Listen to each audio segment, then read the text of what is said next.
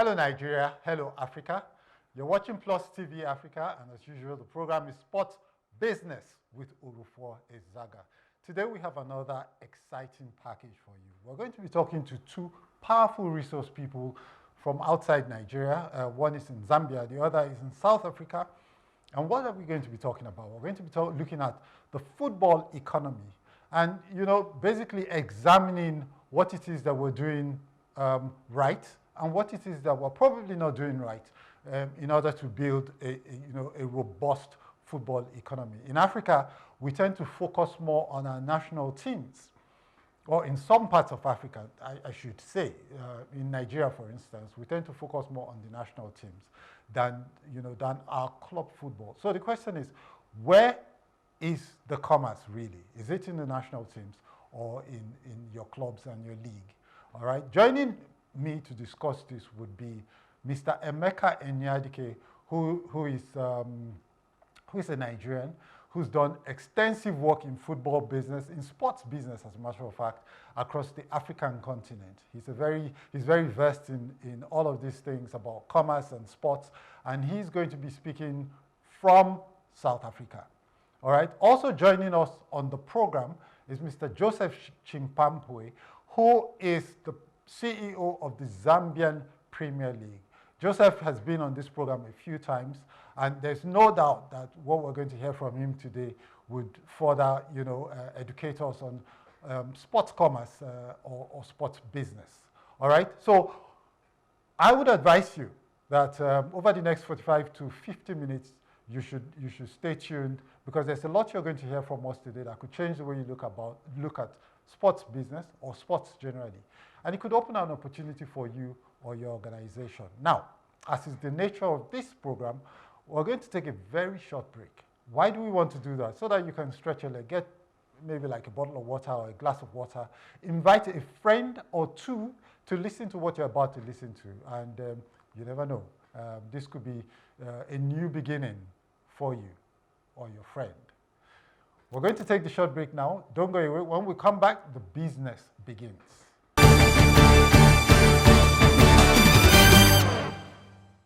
You're welcome back to the program Sports Business with Orufuo Ezaga, and I'm, of course, Orufuo Ezaga. Today we're going to be talking about football, the football economy. How do you build a football economy in your country? What do you concentrate on? Do you focus more on the national teams, or you focus on the national club football? Yeah, so like I said, joining me today would be Mr. Emeka Enyadike from South Africa. He's got extensive knowledge of football on the continent. And then also joining us from Zambia would be Mr. Joseph Chimpampwe, who is the CEO of the Zambian Premier League. All right, Joseph, we're going to be starting with you today. How are you? Oh, I'm okay. Thank you very much. Okay. How's Nigeria? Nigeria is very well. We're preparing for the World Cup qualifiers coming very soon. Everybody's excited here. Okay. It doesn't seem as if Zambia is going to be part of that. Yeah, the team that we are supposed to play withdrew. Yeah. So we are on bye this round, yeah. Okay. Okay, so Joseph, let's talk about club football in Africa, and let's talk about the national teams as well. It feels as though that in Africa we tend to focus more on our national teams. Let me take that again. I think that in some parts of Africa we tend to focus more on our national teams. When you look at countries like Egypt, countries in the Maghreb region and South Africa, they do some robust business in their club football. Not so much in sub-Saharan Africa, the thick of it. And I have to say that Nigeria has been totally out of that, of club football commerce. So tell me, what's the situation like in Zambia? What's the thinking like in Zambia? I think in our case, I would say there is a balance. Obviously, we don't have as many, over the past few years, we haven't really exported players abroad But starting with the year 2019, we took a deliberate policy to start with the youth. So our youth now has become very strong. And in fact, at a very tender age, we've got a lot of players now going into Europe. Hello? So both the league, the local league, and obviously the international players are considered when it comes to national team call-ups. Okay. Of course, I can't say it's as it's like what you mentioned in the East, especially West Africa, like Nigeria, where predominantly you find almost the entire squad is made up of foreign players. Yeah, right now, even us, I think relatively there are more of the players playing abroad than the local ones. But we've got a lot of local ones who potentially can sneak in at any time. Okay, so that's a situation in Zambia. In Zambia, okay, fine. The South African team, for instance, is packed with PSL players, right? And also the Egyptian team to a large extent by players in Egypt. And they don't seem to be doing that badly, you know. So, you know, I just want to draw attention to this because we're going to be talking about the commerce of where to focus, club football or international football. Now, speaking about the Zambian case, you say, you know, you're trying to build both. Are you building youth for the national team, or you're doing your grassroots program to build the league and then make the league, you know, retain the best Zambian talents for as long as you can, and then push them out into the globe after making sure that the fans in Zambia have bought into these players, and as a result, they bought into their own clubs, and that increases the commercial value of your league? I think in our case, I would say it's a comprehensive one, because when you look even at, you mentioned South Africa, you find the South African national team, probably 7 or 8 are from one team, Sundown, which is unlike the case in Zambia. In Zambia, you'd find it spread out. At most, a team can get 4, but recently, even a team getting 3 is more uncommon than anything else. Go to Egypt, you'll have Zamalek and Al Ahly. In Zambia, you can't really point. In fact, the funny thing about Zambia, you'd find that the team is on top of the league. They are not contributing more than the teams that are under them. Okay. So I would term that ours is more of a comprehensive nature. Yeah. I can't really say we are building for the national team. In as much, again, I can't say that we are not building for abroad, because you see, we can't run away from the fact that they need, at some point, in terms of economic value for the players, they need to go abroad. Yeah. Yeah, so to speak, I think ours is more of a comprehensive one, more like very leveraged, covering all the facets of, what you've mentioned. Okay. So here's my thing, Joseph. I said to people, when did the new head of Nigerian sports, it's the guy called Malam Shehu Diko, took office sometime in October. He said that he was going to see to a situation where we de-emphasized I'm looking for the right,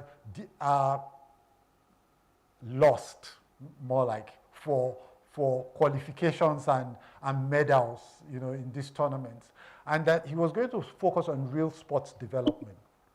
All right, but I mean, pressure is usually very massive when you are head of Nigerian sports, and only recently the NSC has joined, the bandwagon, so to speak. They are going overseas now to go and appeal to players like Ethan Nwaneri to come and play for Nigeria. But here's the thing for me, Joseph. Players will always go overseas to play because that is where the big money is, that's where the big competition is. But there's got to be some route that you have that connects you with the local fans, because that route is what makes the league a successful league. Because if that league is not successful, what you end up doing, as in the Nigerian example, is that you get these players from Europe that have no connection with the fans locally. And so what the fans then do is follow these players and invest in the players' clubs. And, so what we're doing with the Super Eagles now, I find, is that we're using the Super Eagles to promote the clubs in Europe at the expense of the clubs in Nigeria. And if the clubs in Nigeria are not promoted, then how do you get commerce? How do you get the commerce from the football industry?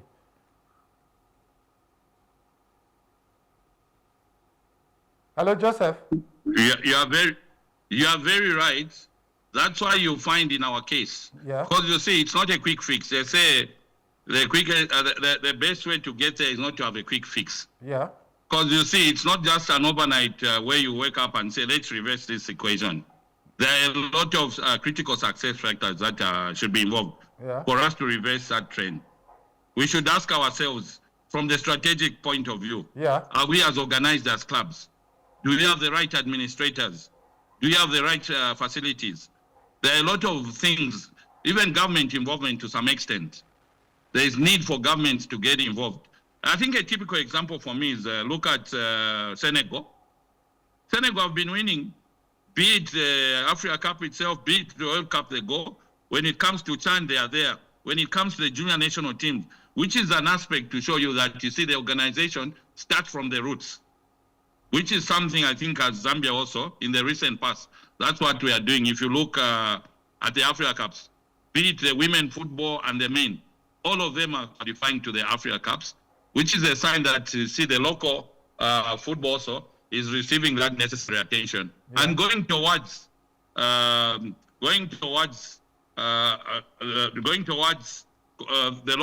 local leagues contributing massively as well as the foreign players. Yeah. See, Joseph. So you're going to say. Yeah. So it's an aspect of also having a strategic perspective. You are very right what you are saying, but you see, it will take a lot of unbundling. Do we have the right mindsets? Do we have the right transformational culture? So it's a whole lot of things we have to do to reverse that inequality, if I may call it that way. You know, a lot of people in Nigeria, when you put forward this kind of argument, I don't know what the situation like is in Zambia. When you put forward this sort of argument, they say to you, oh, don't get emotional about this. We need to have the best players representing the country. And I said to them that the best players is a factor of the goal that you have. If your goal is to win the World Cup or to win the Africa Cup of Nations, and that's your complete focus, then by all means go and get Messi from Argentina if you can pay him to come and play for Nigeria. I don't care. But if your goal is to develop the football economy in this country, there are particular things that you must be mindful of. For instance, do you have stars in your local league? Do the fans identify with the stars in the local league? Are the players in the local league paid enough? Are the young talents coming through thinking about playing in the local league at all because they see it as a stepping stone to the global stage? What happens in Nigeria is that the young people are not even interested in playing in the league at all. So from when they're 17, 18, they're taken overseas where they're hawked to different clubs. What then happens is that we don't have our best talents playing locally. It means that the fans don't connect with these players, and the players that here locally don't have money to be beyond just mere footballers. All right. If you have players in the league and they're playing in the Super Eagles, it means that the fans can follow the players and then say, oh, this guy in Remo Stars should not be in the league. The man in Akwa United should be in the league and all of that. Do you get? So those are the things that we need to wrestle with. And like you have said, it will take some deep thinking. It will take some change in the mindsets and all of that. All right. But we're going to take a very short break, Joseph. And when we return, we will continue from where we stopped. And don't go away, viewers, because there's more to come. When we return, the business continues.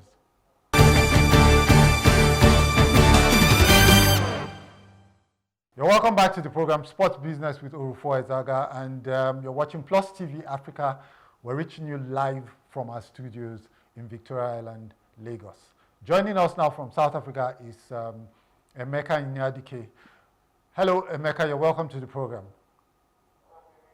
Hello, how are you? And good to see you guys again. Yeah. Hi, Joseph. Hi. Emeka, it's good to have you on the program again. So, I don't know if you followed the first quarter of an hour. Basically, we've been talking about where the focus should be, club football or the national team. If you're building a football economy in a country. Joseph says that in South Africa, they have a comprehensive approach to this, and they're doing both at the same time. In Nigeria, the focus is almost totally on the Super Eagles.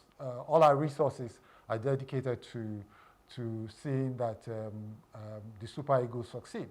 And I had said earlier that when Chimpampwe came into office as chairman of the NSC, he said he was going to de-emphasize our focus on qualifications and winning medals and focus on developing sports. Now, I'll give you an example. Nigeria is alive today. The Super Eagles are going to play in the World Cup qualifiers, right? But at this point in time as well, we are facing a situation where if a private football club, Remo Stars, is probably going to win the league for the first time, right?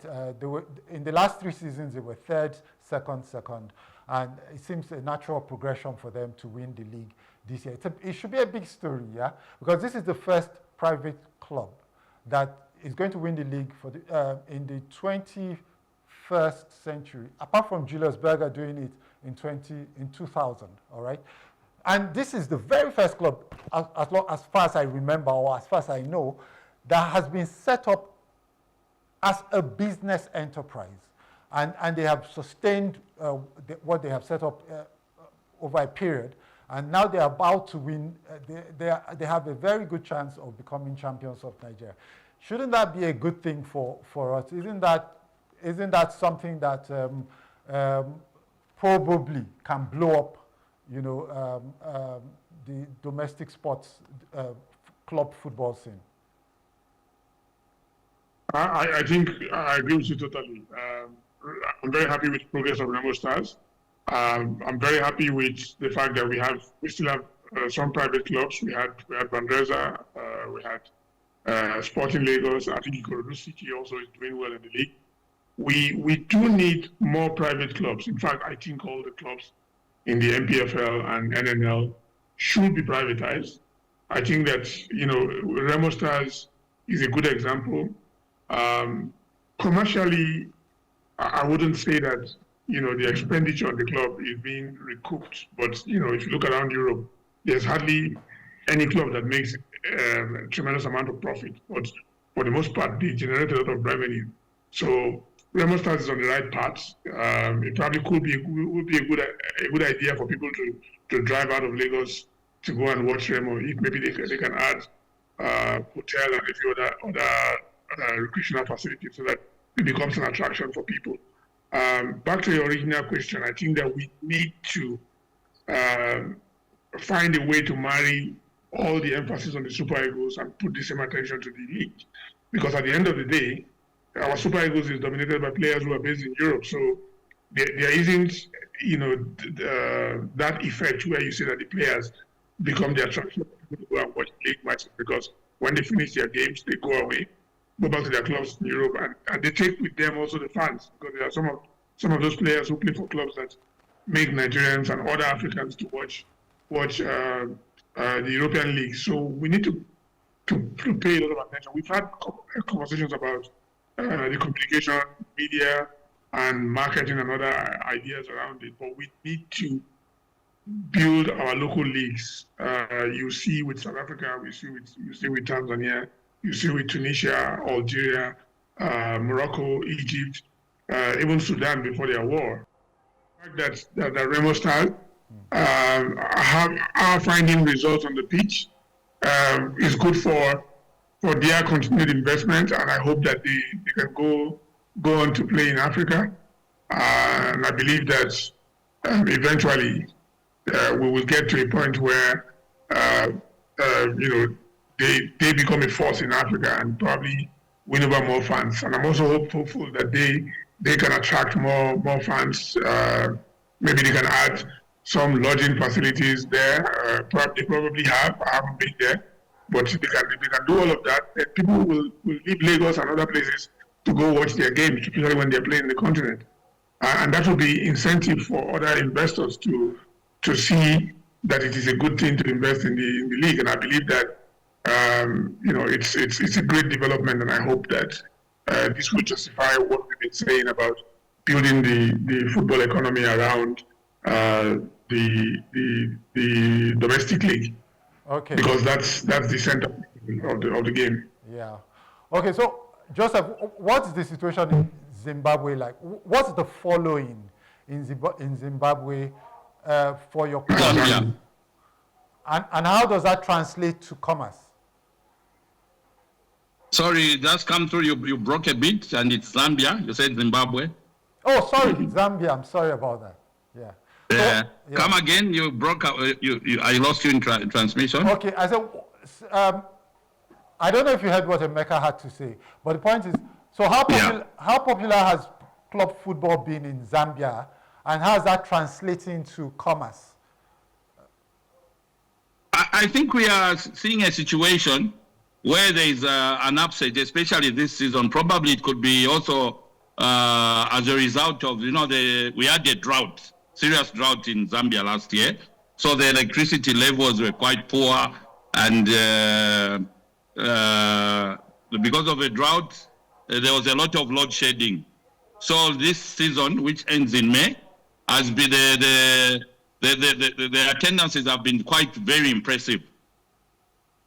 Okay. They've been quite impressive, and in terms of commerce, yes, obviously that translates to clubs making additional revenue in terms of gate takings. SuperSport have also been quite happy. They've been quite happy. So in terms of commerce, I think in our area programs, I did allude to the fans engagement program as a league that we are setting up. And obviously, it's not to look at the game as a 90 minutes game. Activities before the game, during the game, and after the game. So through the fans engagement that we are trying to push, I think we are seeing an upsurge relatively. Emeka. Okay. Yeah. Emeka. Yes. You are the guy who is in the digital space. I'll tell you something that I found personally distressing recently. And that's the fact that, I was going through I was on X, and then I saw this post by Hearts of Oak, the Ghanaian club. And yes. I remember back in the day when Hearts of Oak and Ashanti Kotoko used to come to Nigeria. Then it was I said to guys that, look, when these clubs were coming to Nigeria, it was as big a fixture as any fixture you have in global football today. That's how popular these clubs were. So now I thought, okay, let me just look at the numbers for Hearts of Oak, the number of followers they had on X.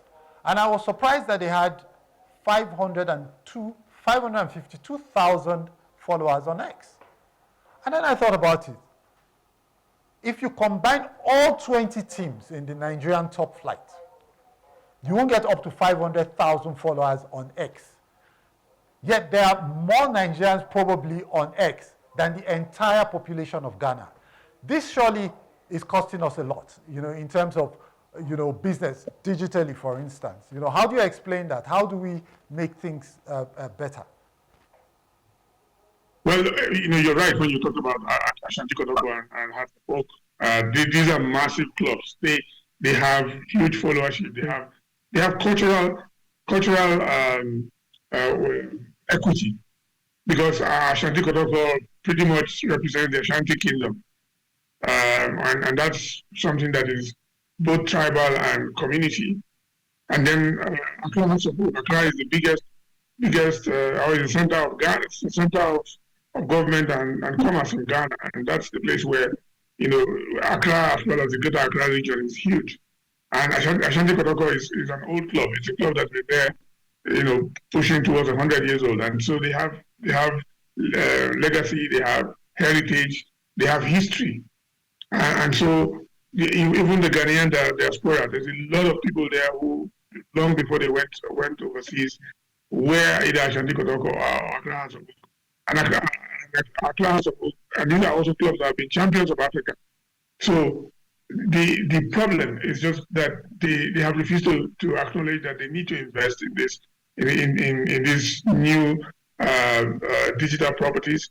They've also failed to target the young people, and so when you look at where they are today, the club with the most following in West Africa is Vandeza FC. Funny enough, and Vandeza is a club that is only 5 years old, and not even in the first 2 leagues in Nigeria anymore. So the reality is that yes, they have 500,000, but is that the number that they should have? They should have far more than that. They should have 10 million. They should have, between Accra House of Oak and Ashanti Kotoko, they can be compared to what you have with Al Ahly and Zamalek in Egypt, what you have with Al Merreikh and Al Hilal in Sudan, and also what you have with Simba and Yanga in Tanzania, and Orlando Pirates and Kaizer Chiefs in South Africa. This is one of the biggest derbies. In Zambia, you will be talking about Nkana and Power Dynamos, if I'm correct. Yes. As the big rivalry, and then you have like Caps United and Dynamos of Zimbabwe. So the reality is that they haven't invested, and then when you look at the numbers for Nigeria, it is very laughable because if you don't look for you don't take your content and go to where the young people are. They are in the digital space. What I want you to help us with is paint a picture of what this is costing us in terms of business. If our digital footprints, our digital numbers are so weak, what's the significance of this in terms of business? So from a business point of view, a lot of commerce takes place on the phone, on the mobile phone, on the digital space. That's why you have what you call e-commerce, which means that even things like match ticketing, merchandising, the whole works happens within that space. It also means that when you want to advertise, you want to reach out to your audience, you reach out to them in that space. Gone are the days when you expect fans to come and go and queue somewhere to get tickets. When you try that with this generation, they won't. These are the people who will they want to go to the game. They will not drive. They don't like to own anything. So they will bring out their phones and call for an Uber or a Bolt or one of those e-hailing platforms, and that's how they go to the game. And then you expect them to go and queue and pay cash for tickets. They do everything on their phone. And that is a very massive audience. And then if you have digital reach, you have the information of all the customers. You know exactly what they want. You can relate with what their interests are and serve them content that reaches out to them. Also offer them deals. So it's a very, the football ecosystem still underestimates the power of e-commerce and the power of social media, the power of digital platforms, the power of data, the amount of sports technology that's available that enables you to monetize your platforms, even stuff like streaming, streaming and digital content, content marketing. Yeah. There's a lot that the Europeans have mastered that we should be doing because we have the right population. We have the young people who are tech savvy and who are mobile first. Okay. With their phones. Okay. Let's talk to Joseph, for instance, and see what the situation is like in Zambia. Joseph, what club has the biggest support, you would say, in Zambia, and what if at all you have the numbers. What sort of following do they enjoy in the e-space, in the online, in the online space? Hello? Did you hear my question, Joseph? Yes, I did. I did. I think in terms of the digital space, we have a lot of work to do. Fortunately, I got our head of communications. He's done commendably well coming in, and I think we are seeing a lot of plaudits. A lot of people saying you guys are trying, and we've set up like WhatsApp groups, X. The only thing I think we are yet to do is our website. What's that? Hello? Yeah, I can hear you. We can hear you. Yeah. So I think I can say we give and take, we are 30%. There's great room for improvement. And that's one of the greatest areas of improvement. And if I heard Emeka correctly, getting to the Gen Z and the millennials, I think that's where we have a challenge. But we look at it as an opportunity, a great opportunity. As you see, these guys, they always want to see value. So how do we create value? We need to be giving them something that is, that they haven't had before. By that, I mean probably statistics, giveaways, and that's what we are trying to get. But otherwise, it remains a great area of improvement. Yeah. I sincerely agree with what Emeka said, yes. Okay. Emeka, look, digital footprints are also very measurable. So it's easier to convince sponsors, I imagine, or partners to be able to do business with you. But I think the key thing that I really want people to take away from this episode is, should we focus more on the national teams or on club football? I'll give you an example. In Nigeria, for instance, or in most countries for that matter, your national team doesn't play more than 20 matches in a year. And that includes friendly matches and all of that, and competitive matches. Yet, the league itself delivers, the top flight alone, delivers 380 matches every year, every season. So what it means, the way I say it, is if you can get your club football to be as popular as your national team football, you'll be making maybe 20 times more from your club football than your national teams. So doesn't that say that, from the NSC or the head of the NSC or FAS in the case of Zambia, right down to the clubs and the media, the focus should be on how we must ensure that we develop our leagues so that they can give us the full commercial value of football in our countries? Well, look, the challenge that we have is that the clubs have refused to, and to an extent even the leagues, to realize that people have to know more about the clubs. You talk about 380 games. How many of the games are on TV? How much content is produced to profile the players?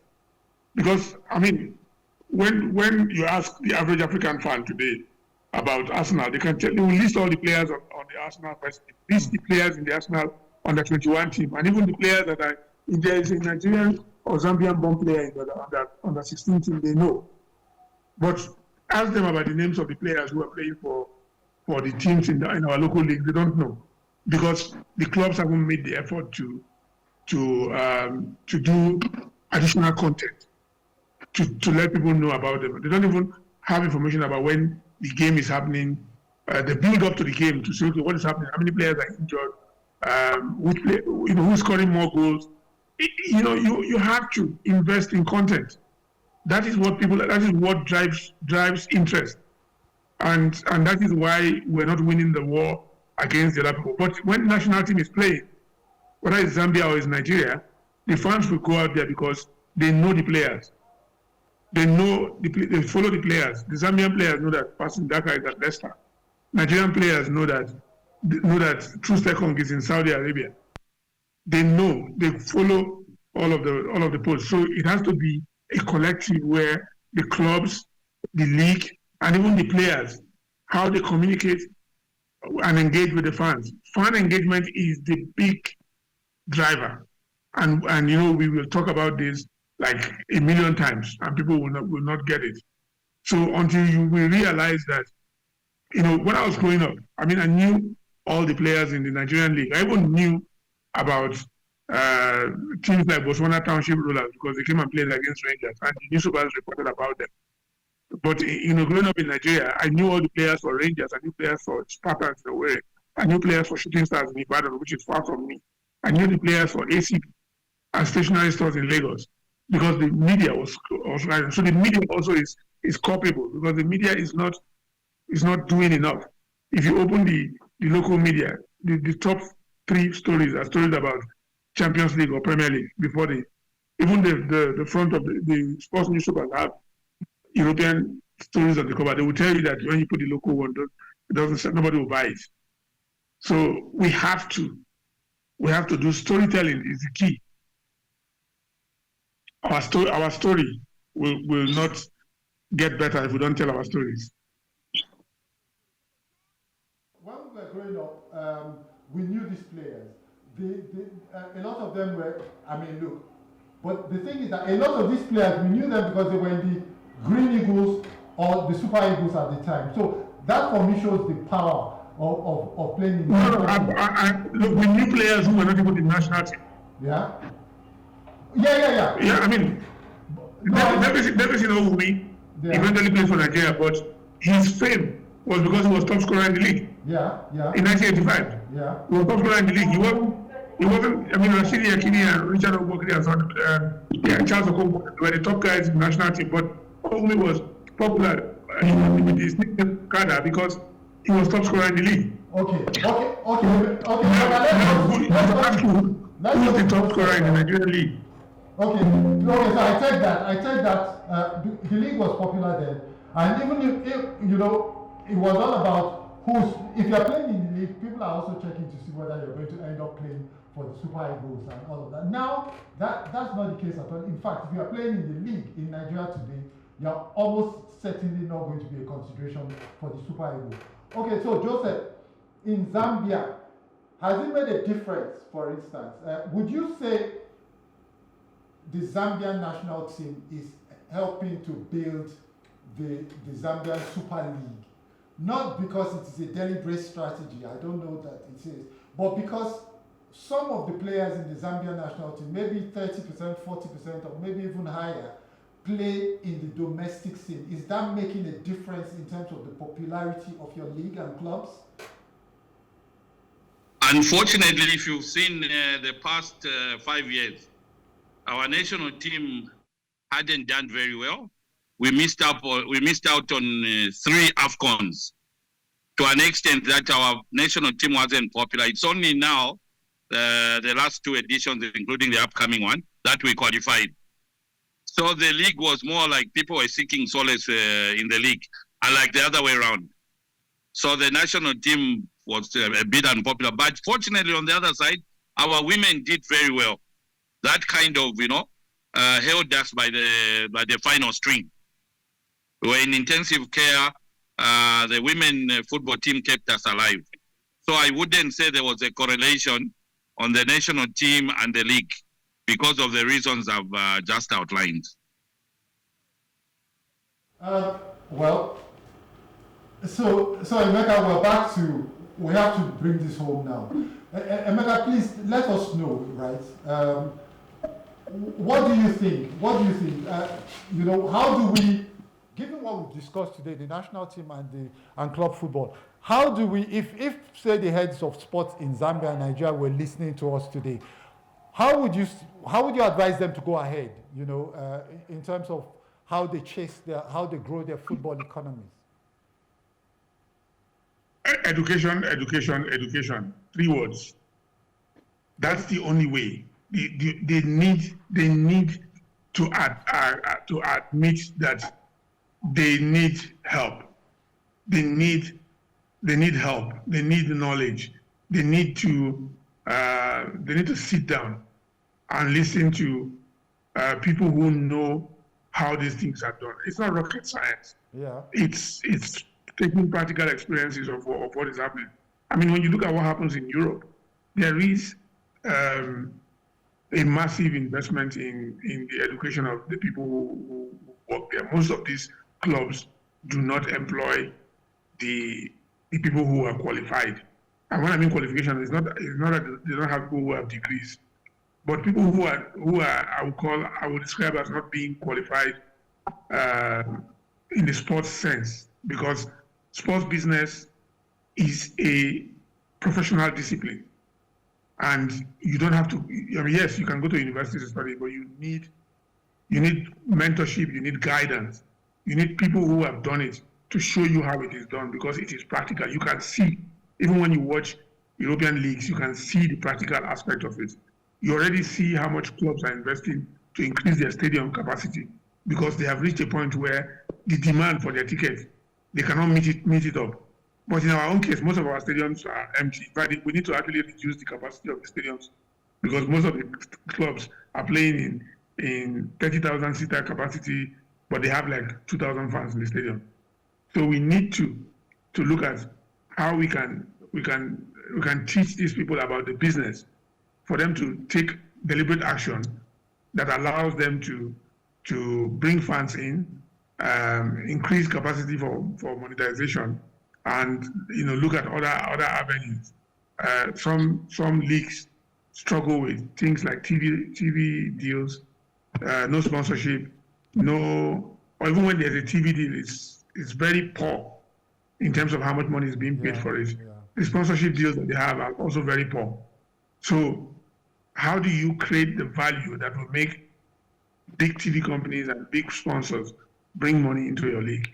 You have to set the groundwork, and what is needed are the people who will make this happen. Okay. That's what I've been harping on for years and for months. Yeah, I know. Okay, so thank you very much, Emeka. And you, Joseph, can you quickly summarize your thinking, on this subject? Where should the investment go? The national teams or the leagues? I should say it should go to both. Like I said, for me, I believe the two should work hand in hand. There shouldn't be it shouldn't be at a competitive stage. It should be at a co-option level, where the two need to be co-opted. And you see, once there are proper strategies, proper business models on either sides. In fact, they shouldn't be competing. Like in our case, you find the main sponsor of our league, MTN, are also the sponsors of the league. And in fact, the sponsorship is divided 50-50. So I think they shouldn't be competing. Okay. Investment should be in both. Change should be in both. Yeah. I don't see them as competing ends in our case. Okay.